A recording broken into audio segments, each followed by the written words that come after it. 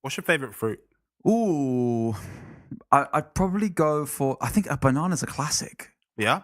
It's an absolute classic. I don't like this. I've got a mint in my mouth. I'm seriously regretting my choice. Something like a peach though is really good. A peach? A nectarine. I'm a fan of a nectarine. Well, I'm a fan of. I guess I like the process of peeling a pineapple, but I don't really like the pineapple that much. Does one peel a pineapple? Does one just cut the edges off? Just cutting the I pineapple. feel like peeling is something that it has to be more skin based, but you can't just take the skin off of a pineapple. Ever peeled a person? No, I haven't, Jordan. Anyway, swearing, spoilers, and opinions. Okay. Here we go.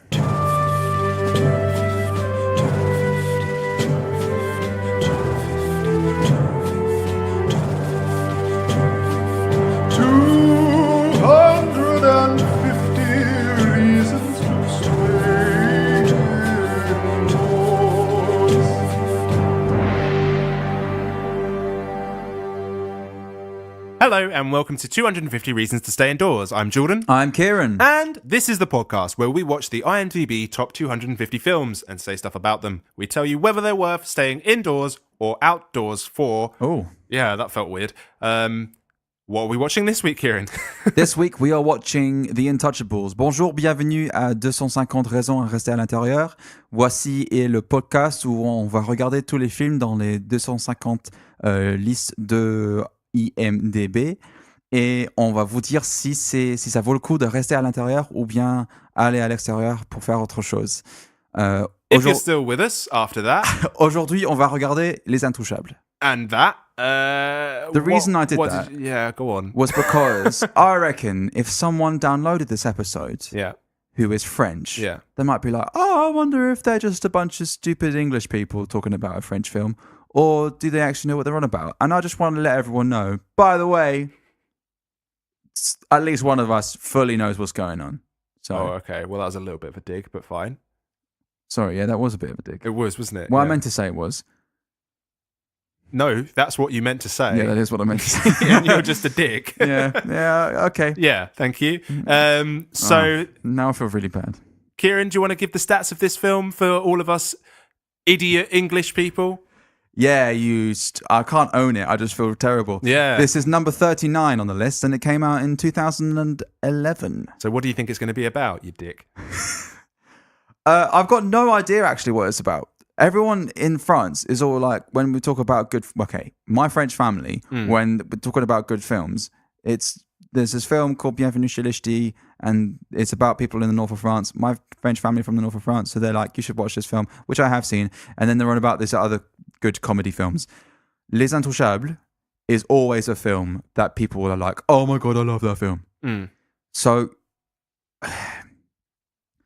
I think that it's about a guy who is from the outskirts of Paris, which is the La Zone, which is like essentially like the council estates of Paris. You've got a ring road that goes around Paris, and all of the roads, all the places outside that ring road tend to be not so nice housing compared to the stuff that's inside the ring road. Yeah. There's a film called L'autre côté du périph', which is about the story of a guy who lives on the other side of this road, coming into the inside of this road. Blah blah blah blah blah. I think it's going to be something to do with that. Guy goes from his place, living in a not so nice place, on the outside of this place. Oh my goodness, that was so vague. A guy goes from the outside of this road to the inside, and he has a change of life experience from this. Okay. What do you think is going to happen? Well, I mean, at first I thought it was stupid the film. Idiot, stupid Englishman. This is going to be a fucking struggle, isn't it? You're just going to be nutting off France, and I'm just going to be sitting here like, okay, all right. At first I thought it was The Untouchables, which is a gangster film, but then I realized it's not that. And then I saw the picture of the DVD cover, and I was like, huh, okay. I don't know. I feel like maybe it's something is making me feel like it's a sports film. I don't know why.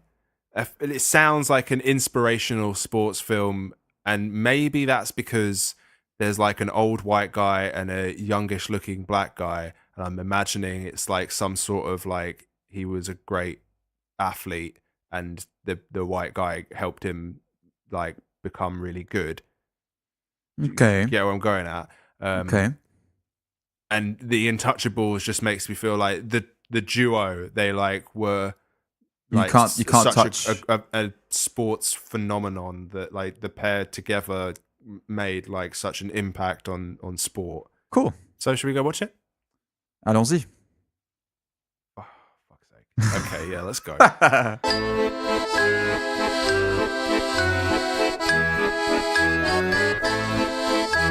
And we're back with a couple of fast thoughts. France.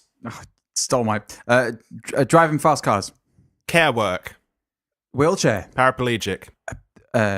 Paralyzed. Aristocrat. Come on. Come on. Scaring little kids. Pen pals. Being threatening, but for good reasons. Brotherhood. Oh my God, Jordan, you've really raised your game recently. Playing Cupid. Good dancing. Driving to the north of France. Driving a Maserati. And sweet dance moves. Paragliding. I did say good dancing. Oh. Okay. Okay. Not your best show today, No, is it, I'm Kieran? sorry. I'm sorry. Okay, are you ready with your 15-second pitch at least? I should... You wanker. Yes, I should think so. I think so. I should bloody well think so. Okay, let's go. 3, 2, 1, go.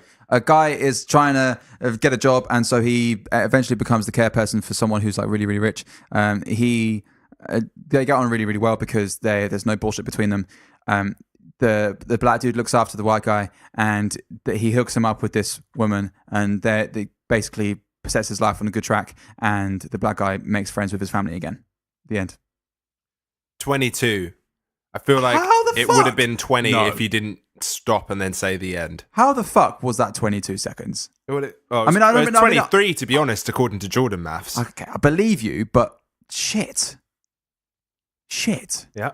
I'd find it kind of hard when there's a flashback in a film. Well, you just do that, then you're fine, aren't you? Well, because it just kind of throws the order of things. Yeah. And especially when was there a flashback? Right at the beginning. Oh, yeah, but it's just like, you don't even need to mention that, do you? Just start from the start. But I just want to start from the beginning of the film and work my way through. And then I have to think about ignoring the beginning of the film. Do you know what I'm saying? Yeah. So it just gets a bit confusing. Is there a name for that type of storytelling? Because then you could just do that, couldn't you? Say, starts with this type of story. No, like, it's a flashback starter. Starts with, like, something, like, it's a flashback start. I don't really know if the story begins with again, like you say, we don't even need to mention it because we're just talking about the synopsis of the story. Right? Yeah, no, I'm just trying to help you with your OCD. Well, it's probably just it's a personal problem. Yeah, that's what what we're coming at. I appreciate your efforts, and I think it's just going to have to be a lot of personal work to get through this. Yeah, I agree. Oh, thanks, Jordan. Okay, so should we go on for an actual... I'm angry at you now. Should we go... I can't redeem myself. No, you're a dick. Should we go on for... let's do a synopsis. Okay. So, obviously, as you said, it's a flashback starter. It starts with Driss, who's the black guy, and I can't remember the name of the other guy. I don't even know how to pronounce it. Oh, shit. It's a classic French name, isn't it? It's something like a... Honhony? Honhony? No, it's something like a Claude or a Francis or... Claude. Oh, it's France... Or Antoine? Philippe. Philippe, yeah. Of course. Is that right? Philippe? Philippe, yeah. Yeah? But you said it differently. You said Philippe. Okay, in French I would say Philippe. But in English I would say Philippe. But why? But in English I'd say Philip. Right. So I will allow you to say Philippe. But how is it supposed to be? Philippe. Philippe. Yeah. Like feel lip. Philippe. Philippe. Philippe. I'm not going to be able to do it. You can say Phil. Philippe. Phil and Driss. Phil. Okay, fine. So fuck. It's What? Go. Stuck. Come on. At the start of the film, it's a flashback, and Driss is driving the car. And Philippe is in the passenger seat. We see that he's driving, he's zipping through the traffic, and he gets pulled over by the police. Driss says to the the Philip in the passenger seat. He's like, I can get away with it, basically. And they drive to the hospital, and I'm saying it as the way I understood it. I didn't understand that he was paraplegic, by the way. I just understood that. You don't know at this point. No, but I understand that clearly this is a guy who he fakes that he's having some kind of seizure, a seizure or something. So they get transport. They don't get transport. They get what's the word I'm looking for? Escort. Thank you. They get escorted to a police escort to the hospital. The police piss off. Obviously, the guy's not ill because he's faked being ill and stuff. Having a seizure, and so they drive off. Yeah. Flashback ends. They go to, I guess, what we consider to be like the present time or whatever. Yeah. And they're having interviews for the care worker of Philippe. And there's multiple people all lined up that all look pretty professional. And then just Driss at the end, who looks sort of out of sorts. Say it as it is, Jordan. There's white people in suits looking all nerdy with their briefcases and stuff. Then you got a black dude in a tracksuit at the end of it. That's basically. Well, I was about to say, in a tracksuit. So they're all going in, and you see sort of cuts of all of the white guy in suits interviews, and they're all like so cringy. Yeah, they're all like, basically, we get the idea that they've all got lots of academic knowledge, but not much experience in the field of care work. Yeah, and Driss is literally just there so that he can get the tick on his job seekers allowance. Essentially, he goes in and he's like. He can't be bothered to wait any longer for the interview. He just kind of comes in and demands to get a signature, to which they say no. He'll have to come back tomorrow or call in or whatever. Yeah. So that's that, and we see Driss. He goes back to his mum's. His mum's, yeah. You see, he obviously lives with a big family. He doesn't obviously live with a big family. Well, yeah, there's loads of kids everywhere. Yeah, but you said he obviously lives with a big family. Well, he goes back to what we seem to be his home. Yeah. There's lots of kids everywhere. Which you hadn't said before, saying he obviously lives in a big family. So he obviously lives in a big family. Okay, now it makes sense. I fucking hate you. And his mum is complaining about something. Was he in prison? He was in prison. He was for 6 months previously, for something. Burglary. Yeah, and we also get a sense that his, what we believe to be his little brother, is in some sort of, associating himself with some unsavory characters. Yeah, comes out of like cars and stuff and disappears, and out of a Mercedes that definitely did not have regulation tints on its windows. That's the big issue this kid is meddling with unregulated car people. Unregulated car people, and are there any people worse than unregulated car people? That was a trick question. The answer is no, of course. So he is doing that, and then it rolls around. We see a bit of what Driss is doing with his day. He's just hanging around, not doing much. Well, he gets thrown out by his mum. Yeah, gets thrown out by his mum because she's all like, "You didn't contact me for 6 months. Who the fuck are you? Get out of here." Yeah, she's like, "Fuck off, son." And then he does that, and then the next day, he gets a call saying that if he wants to come and get his signature, he'll have to come in, and it's like early or whatever. And he turns up, and essentially what they're doing is they're giving Driss. He goes in and sees Philippe is getting like his morning. What is it? Like massage or because he can't move because he's completely paralyzed from the neck down. He needs someone to make sure that he doesn't get like bed sores and that his joints don't seize up and stuff. So he has like regular sort of physiotherapy kind of thing. And he does this whilst listening to Ave Maria at like peak volume, so everyone's wearing headphones. Yeah. He explains to Driss that he's basically not going to give him a signature. He's offering him like probation period. Yeah, probationary period of a week, I think it is. No, I swear it's more than that. Was it a month? I don't know, but he's getting paid during that time, and he gets to stay at the house as well. Yeah. So basically, Driss is in this period of working under a trial and experiences stuff that he's never been sort of allowed to previously due to his circumstances. He has like a lavish room, and he's like amazed that he has a bathtub. By the way, he's flirting outrageously with the assistant, not the care assistant, but like the admin assistant, I guess, of the personal assistant. There's a difference between service care provider and his PA. His PA. He's flirting loads with the PA. Yeah. Then Keiran. Then the main turnaround in, I would say, Act 2 of the film, without knowing anything about films, is that Driss is discovering loads more about Philippe's life, and so he's there when Philippe's opening, or I guess, what's the name of the woman? Magali. You are very close. How do you say that in English? Magali. Yeah. So if she was if she wasn't pretending to not really care, you could say she's Magaloof.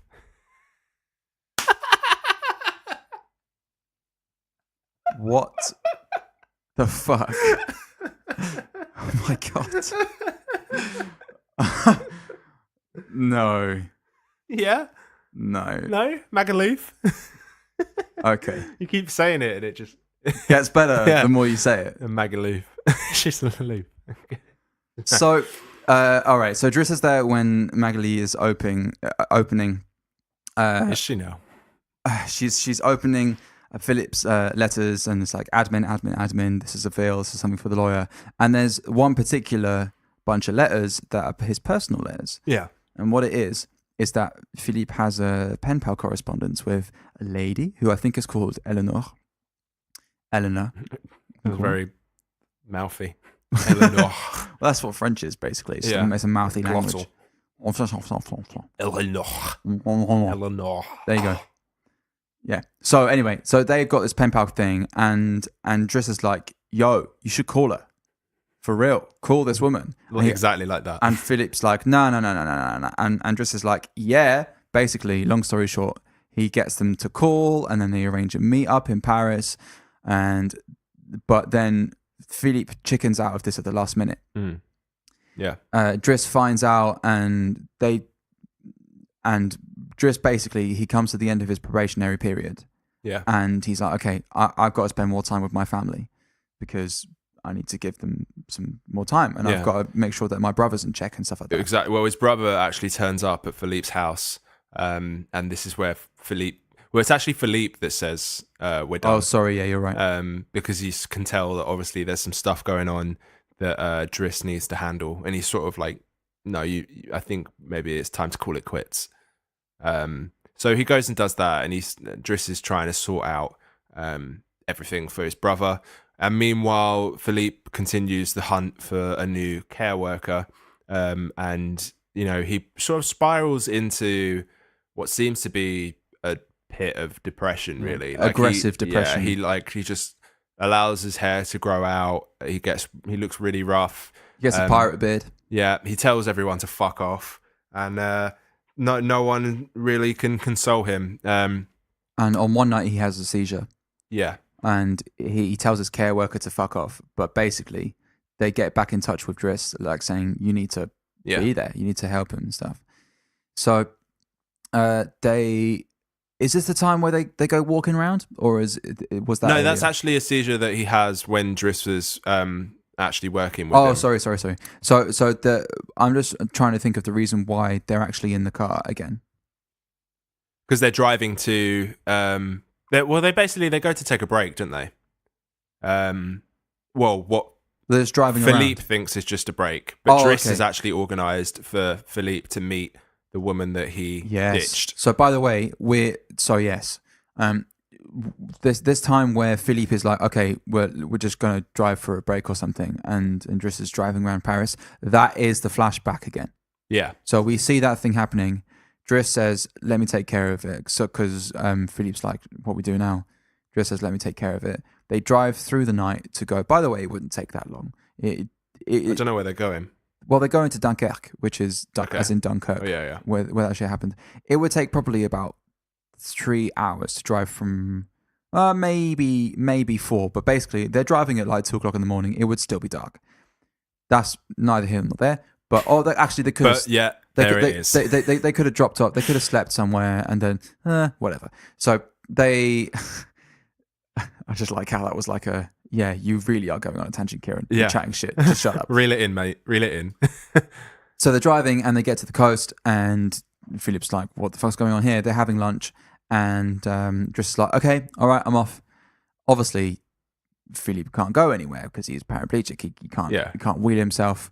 And Driss is quite cruelly just like, oh, yeah, see you later. I'm off. And Philip's like, Driss. And Eleanor comes, and like he's kind of. Do we even see her face? Yeah. We see her face several times. Oh, okay. Yeah, it's just sounding like previous episodes of this show when I'm just squeaking throughout the whole episode. Oh, yeah. Karen. Yeah. So we see her when he ditches the date and he goes out of the bar just as she's coming in. Okay. See her then. That happens. Yeah. And but at this point we fully see her. They're having a conversation, and the film ends with Driss kind of walking off. Right. And Philippe and Eleanor having a nice little date. And it fades into the sky, and it's like, this was based on a true story. Yeah. And that's it. I think we glossed over quite a bit there, but just to give you an idea of what the film's about. And there's lots of nice little. I think the things that we glossed over were the little in between bits. And like, so general impression of the film? Fucking awesome. Yeah.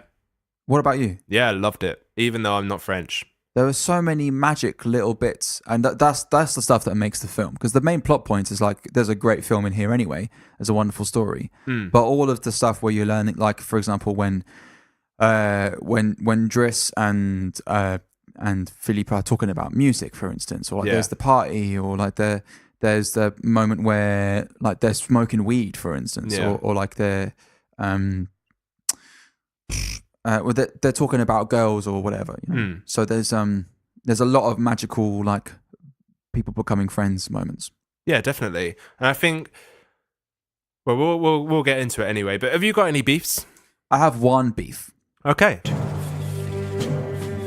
There's a little bit of objectification of women, where there's been like, so I guess in Paris, in affluent neighborhoods, prostitutes, or at least women who are doing massages or sex workers, basically, they would be they might send letters or adverts to those affluent houses so they can get some work doing sex work. And I don't think it's legal in France, but there you go. But regardless, when Driss and Magali and Philippe are opening the letters, they see that there's some adverts for these sex workers. Yeah. And so Driss says, can we not have a slut folder to put all of the adverts in? Right. And they do actually they do invite these women round, and they massage Driss, I guess, on his shoulders and stuff, and they massage Philippe's ears because he's made some sexual sensation out of having his ears rubbed. Well, as he says in the film, the ears are a highly erogenous zone. Erogenous? Erogenous. Yeah, I think that's the word. Yeah. Yeah, there you go. So, yeah, and I can see that. That makes sense. Yeah. Yeah. You like having an ear rub? Moving on. So yeah, I would be down to have a conversation about that, but then I realized it gets more graphic, and there's only so many things. Yeah. Anyway, it's just it's just out of context. It's just a bit strange. So It was in context. My When is rubbing your ears ever going to come back into context, Kieran? If it's like, not now, when? Because if there is a conversation where it's like, let's have a conversation about kinks, right, or about what you're into, then and there's a list of all the different things that can turn someone on. Yeah. Then it's normalized because within the context of everything else that's being talked about, it's like, oh, the fact that someone can get turned on by having someone lick in their ear, it's like that's fine within that conversation. But if I'm just saying, oh, no, ear rubbing is not so cool, but licking my ear is like, yeah, I'm into that, then that's a bit out of context. So now I've explained what the thing is. Yeah. In an angry tone, it makes it a little bit less weird. So I had an issue. with the whole slut folder thing. Right. Just calling it a slut folder, and they're sex workers. There's a difference. Yeah. And that's just, for me, that's just something that just kind of, it just grated on me very slightly. But the whole rest of the film, dude, See how many notes I usually take? These are all my notes. Yeah, I've not got many even myself. By the way, that was one back-to-back page. You obviously can't hear that. Yeah. You see, look, Kieran, so if you take a look at my graph here, I think this will perfectly explain my point. Cool. I'm not going to go any more into it. Moving on. Anyway, so I think one of my beefs... more than one. There's not many, and I don't know if they're really beefs. It's just sort of things that I think are a little bit not quite accurate. It's just how he doesn't sort of, well, they do like a background check, don't they, on Driss, and yet he still sort of gets the job. I'm just not too sure how okay it is to sort of have him when he's quite clearly he knows nothing about working in care, and Philippe is very high needs in terms, like, he's completely paralyzed. Like, if it isn't something that's talking, he essentially needs you to do it for him. And to take someone who doesn't have any experience whatsoever, I can understand that, they both come from very different worlds, and he's very straight with Philippe, which is what Philippe likes. Mm-hmm. But at the same time, he is also like entrusting him with his life, essentially. Like, when they're out and they're driving around and stuff like that, like, and he's driving really recklessly, like, it just, although I can understand how that would make maybe Philippe feel a little bit more alive, it is pretty dangerous. Like, does this guy just not really have any concerns for his own safety and stuff like that? Because it turns out that Driss is a really nice dude, but he could quite easily have not been a really nice dude. I guess that's a good point. I think what makes it somewhat okay, or even absolutely okay, is how much I guess authority and free will Philippe has. Because if he was like somewhat mentally incapacitated as well, yeah, or like he still was able to voice an opinion, but he wasn't able to verbalize it as well, or like his understanding of social cues was different. Like, this is a guy who is highly intelligent. Yeah, he's clearly in a previous life was a very successful businessman in some realm or another, and continues to still make money. Yeah, that's how he's able to have staff and kitchen and whatever else. I mean, I guess most houses have kitchens, but he's got staff for his kitchen. You know what I'm saying? So what I'm saying is that he has got so much free will and decision power, making power on the situation. Definitely. So he even in the initial point at the beginning where they didn't know much about this guy and it was a risk, the fact that the person who the care is being taken of, can say so authoritatively, I want this guy. Yeah. And I know the risk that it's putting on me, and I'm paying for it. It's not like a government thing; it's a private paying thing, right? And that's what somewhat justifies it. No, you're right. If he lacked like mental capacity in any way, then it would be a totally different issue. What I'm saying is, I don't actually think Driss could do that job. He got lots of guidance, right? But in a film, like, there's lots of time. I'm talking about the times when they're on their own and it's only been like a month. Like, there are so many things that like could have happened that Driss wouldn't. Like, when he had the seizure, like, Driss didn't call anyone, and he also didn't know what was actually really going on. He just soothed him and was like, "Don't worry, mate." You know what I mean? Like, he didn't actually know what was going on. How did he? Yeah, it could have been a lot worse. Yeah, like, that could have been a stroke. That could have been anything. Like, why did he not call someone? I don't know. For some reason, I just got the impression that Driss actually did have some practical experience, but I don't know. I don't know why. Because for me, it felt like he wouldn't have been there in the interview room at the very start if at least he didn't have some experience doing care work. Because that's another thing. How the fuck did he get an interview? Well, that's what I'm saying. Right. So it may be like the job allowance, whatever the job search thing. Yeah. They were like, okay, this guy's clearly not going to get this job because of the circumstances and who he is and his past. Yeah. But we have to at least send him somewhere based on the very little experience that he does have. Yeah. So then at least we can say that we found him a job somewhere, You know what I'm saying? Well, So I mean, don't get me wrong. I absolutely loved the character of Driss. I thought he was great. And I think the pair worked together so well. I just don't think, unless he actually did have some experience that we didn't know about, I just don't think he could have actually have done that job properly. Okay, that's fair. I don't think it would have practically worked out. It was a little bit movie magic, wasn't it?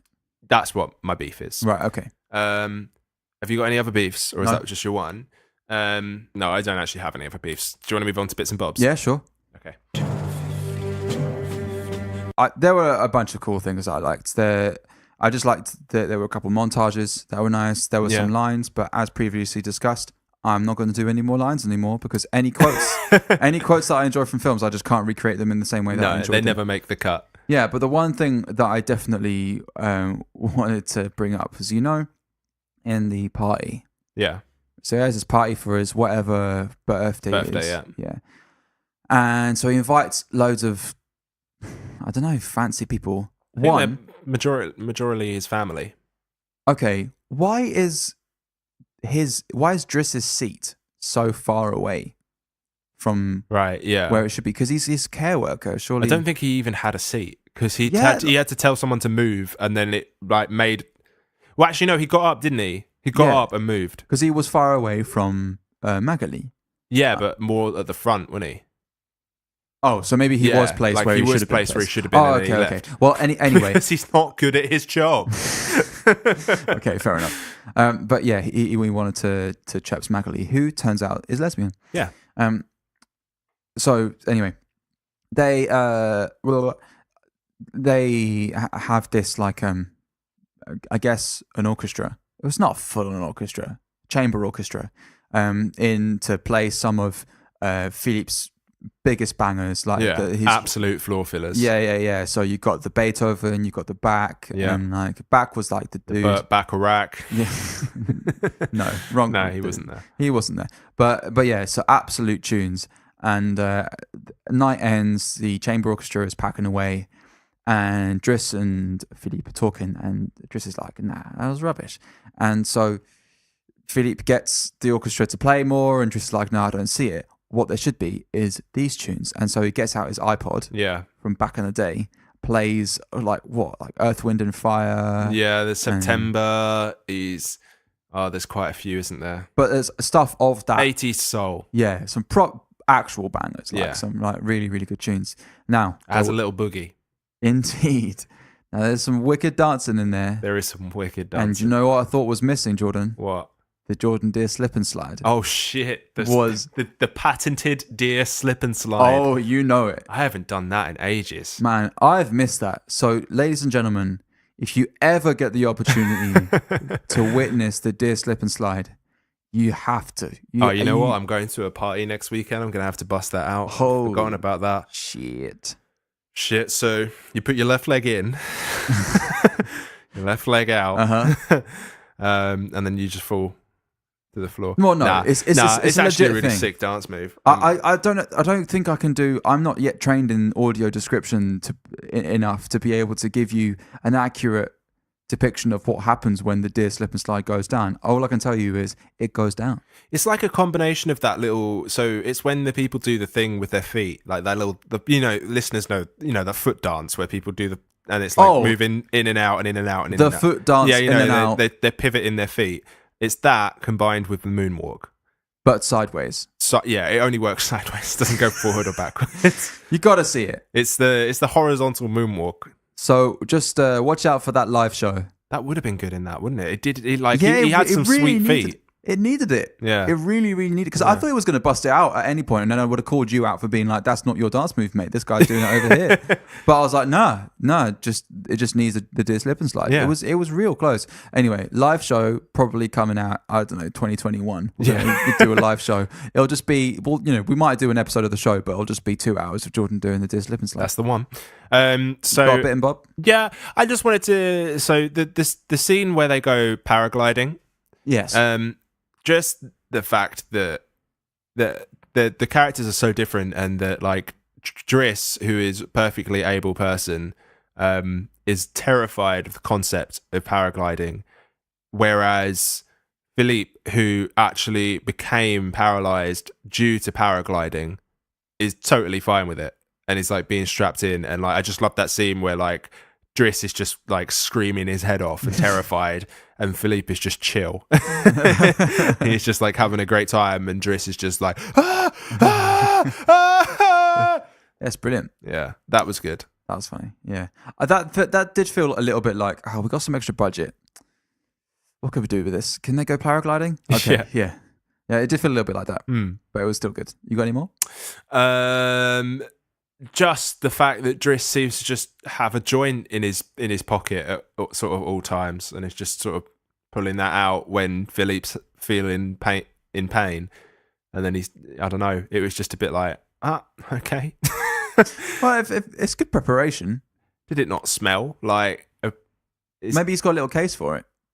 Maybe he's got like I suppose he just had it, didn't he? He's got like a Ziploc like we bag, saw him get it out. Ready-made suits. Yeah, maybe it's good to go. That's good. That's good preparation, actually.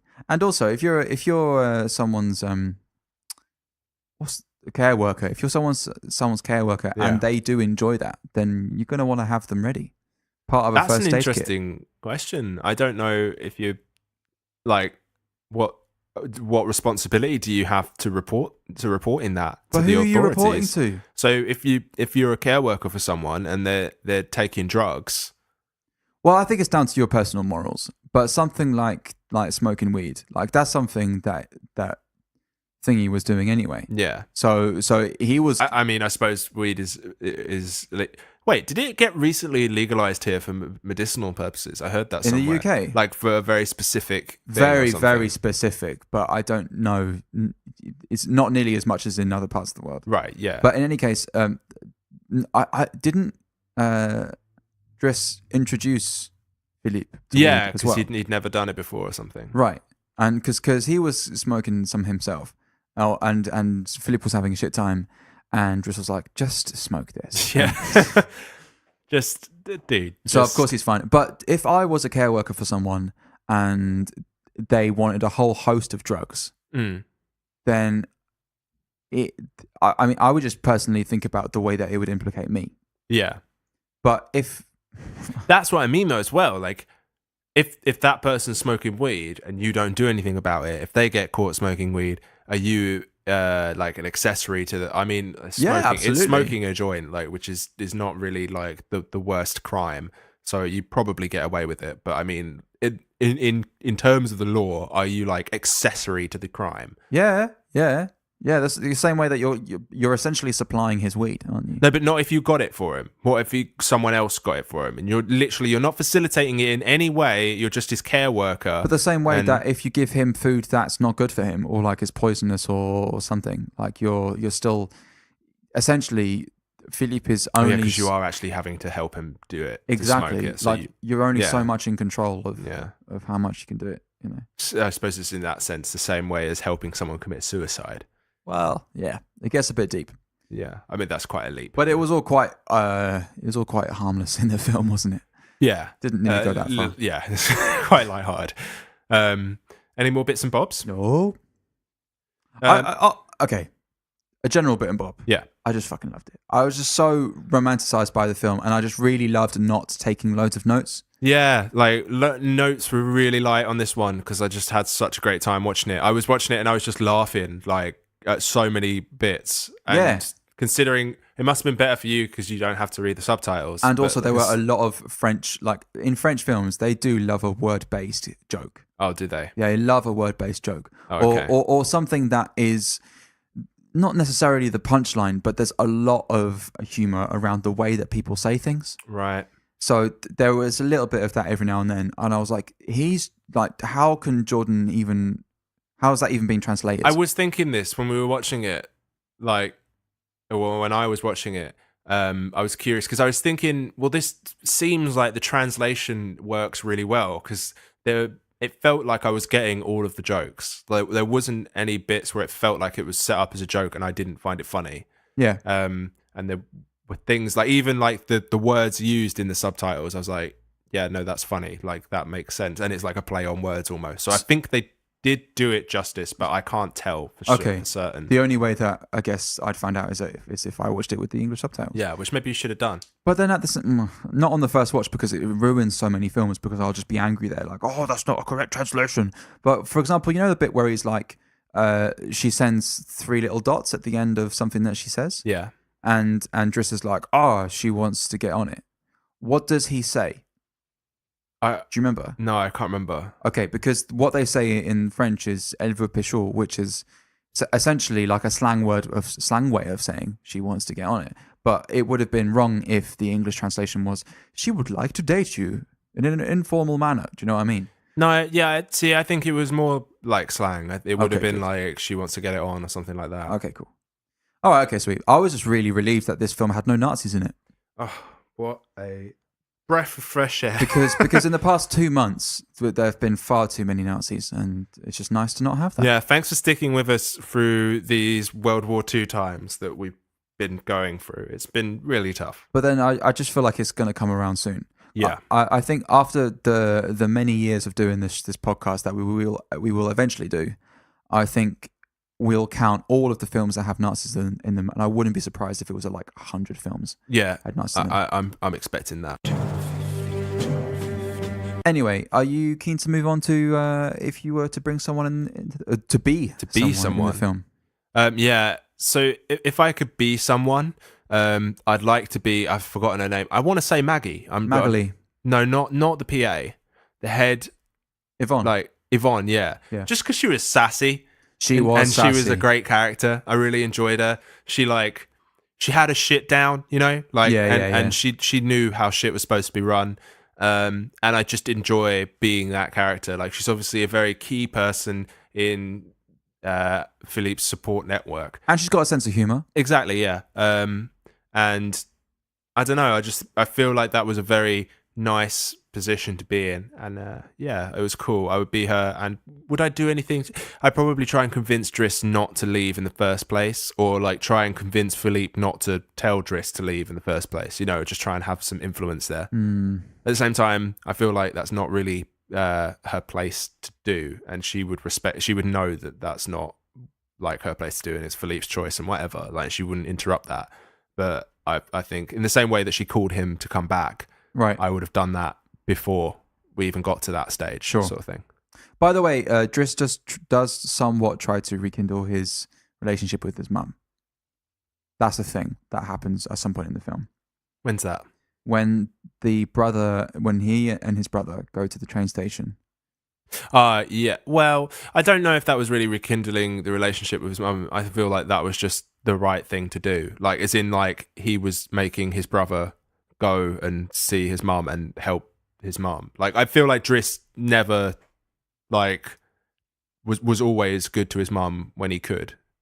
You know what I mean? I don't think he ever, like, neglected her or would have helped her. I feel like he would have helped her with the shopping all the time if he was around. Yeah, I'm just saying, like, it's not as if he took that as, okay, fuck this woman. She's out of my life. Yeah. Anyway, I would bring in... Sorry. I would be Driss, and I would give some money to his mum. You'd be Driss and give... Yeah. Because I feel like with that probably job... being paid quite a lot. It's like a cruise ship situation, isn't it? Where you're like, you've got bed and breakfast, board and breakfast. Yeah. Dinner and food, whatever. Like, the money you're making, surely you're just saving straight away. Pretty much, so just give some. And it must be, like, especially for considering his needs and considering how much money this guy has and all of the things that he gets him to do. I'm pretty sure it'd be quite a handsome sum. So, yeah, I'd probably give some to support his mum. How very noble of you. Yeah. If you were to bring someone in, who would it be? I've been looking forward to this. Okay, I don't think mine's going to be as funny. Okay, do you want to do yours then? Okay. Is yours going to be funny? Yeah. Okay, I'd bring in the cast of Fast and Furious. Okay. And because of the fast car driving. Yeah. That kind of makes sense. Yeah. I'd probably, instead of it being Fast and Furious, probably just be like, I don't know. Vinny D. Well, just French and arrogant, probably. French and arrogant. Instead of Fast and Furious. Too French, too arrogant. Exactly. French and arrogant, Tokyo, French. Well, Stop, Jordan. Just like, I don't know, Paris, something to do with driving. I don't know enough about driving, but yeah, just have them come in and kind of when he's doing the fast car driving, not necessarily race him, although that'd be cool, but just like they're doing some car driving fast in the lanes, at the same time as him. Yeah, sounds good. Yeah, cool. There we go. Just have them in. Well, yeah, that's it. Go on. Who's just a race like in the middle of the film. Hey, Philippe. Maybe. Philippe, got one of my friends here. We wanted to do a race. Maybe Driss is part of a secret, like a fucking league of race car drivers. League of race car drivers. You heard it here first. I don't. I haven't seen like Tokyo Drift for ages. I don't know what they call those groups. I don't know either. Maybe he's part of a Facebook group where they all post once a week and they say, I feel like they're called crews. Okay, he's part of a racing crew where they post online and they say, we're going to be in the Aldi car park at 9 p.m. doing sick doughies. And we're going to do donuts like for like 3 hours. Yeah. And so he's part of that. And then he's like, oh, can I bring my mate Philip? And so Philippe does your mate Philip have a car with neon on it? Yeah. And so maybe Philippe can see how he can use his mouth to like hold open a book and things like that. Yeah. Maybe he can just like press the nitrous button. Like whenever he says, I'm helping. Yeah. He wouldn't be able to move his back to get towards the button though, would he? He'd have to have a really long stick. Yeah, that's okay. That's fine. They can just move the nitrous buttons. Just like flick it. Yeah. Perfect. Okay. So that's how the French and Arrogant Fast and Furious crew team group would come into Intouchables. Okay. Who'd you bring? Well, actually, we can add my bring into that. Oh, really? Yeah, we can kind of segue it in. Okay. So I wanted to. If I say the word West Coast Customs, what does that mean to you? Absolutely. I don't. Pimp my ride, Keiran. That's what I'm talking about. Oh, okay. Pimp my ride. Remember that bit where they go and get Philippe's mobility thing tricked out? I want to bring Exhibit and the crew at West Coast Customs in, and I want them to pimp the shit out of Philippe's electric wheelchair. I want to add NOS, I want to add neon, I want to add sick decals, and I want to put a fucking TV in the back of it. And a fridge and literally just everything. I want like a sliding tray that comes out that just like hands them like fucking alcohol or shit. That would be so cool. So yeah, and then they just like, so that scene totally different, as in like they just go there. Like Driss knows West Coast Customs because he's part of the French and Arrogant racing crew. Yeah. Of course. They go over there and he's like, this thing's too slow, and he's like, Philip, we need to go and see my friend Exhibit. And they go over there and Exhibit's like, yo dog, I heard you like having limbs. Well, we put some legs on your legs. Oh yeah. So now you can leg while you leg. Yeah, so that's what I do. I think that would make the film better. Yeah, and then the film just changes from there. It just becomes a racing film rather than from that point on. It's just about Philippe's journey into the world of wheelchair racing. Why can't they race to Dunkirk? To Dunkirk. Just imagine that, like the Maserati against Philippe. Philippe's just like getting like bugs in his face, just like cheeks like flowing everywhere. All the drinks are falling out of the fridge. Yeah. He's just like hits the NOS, and he's just like pops a sick wheelie or some shit. Fucking fire coming out the back of it.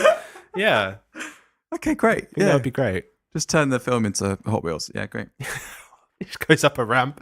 He builds a Hot Wheel track like with all of his money and does like a loop-the-loop. Yeah. And a paragliding thing like comes out the back, and he just like fucking flies off into the sea, and that's how he dies. Oh, okay. Yeah. I was hoping that he was like gonna somehow grab his girl and then. No, yeah, and then the little skis come out the bottom, and then water skis onto. And he sails off into the distance. Okay, yeah, cool. That's free forevermore. That's how. Finish the film. So would you stay indoors to Absolutely, watch? Yeah. I think that film needs to be made, but also the original film. Would you stay indoors to watch it? Yeah. This film I think just went straight into my like top 10 films. I loved it. I thought it was so good. What about you? Yeah. I thought it was awesome. Yeah, it was really like wholesome. and there was some nice cute bits, but there was some drama without it being too scary. Exactly. It just had everything. It was like it was it technically is a comedy drama. Yeah. And I think it got that balance really well. It wasn't so stupidly comedic that it didn't feel serious at all, and it wasn't so serious that you felt like it was like a drag. Like you never felt really bad for Philippe for being like a quadriplegic.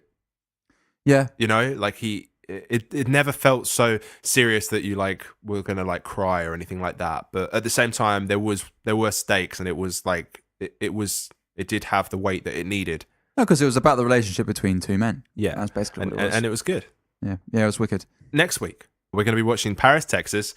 We're going to go all the way from Paris, and we're going to watch Texas from there with a really big, long telescope. And the other one of us is going to go all the way to Texas and watch Paris from there. And we're gonna high five through our telescopes. Yeah. The end. So if you want to join us on that journey, then we'll get a telescope and meet us on down there. We're meeting at the Eiffel Tower, 24th of November, or at the gun range in the gun range in Texas. You know the one, the Texas gun range. That's it. And we'll be shooting some high fives. But before that, if you haven't seen this film already, go and watch the film. It was great. Seriously, go watch it. It was well good. Yeah. Okay. Bye.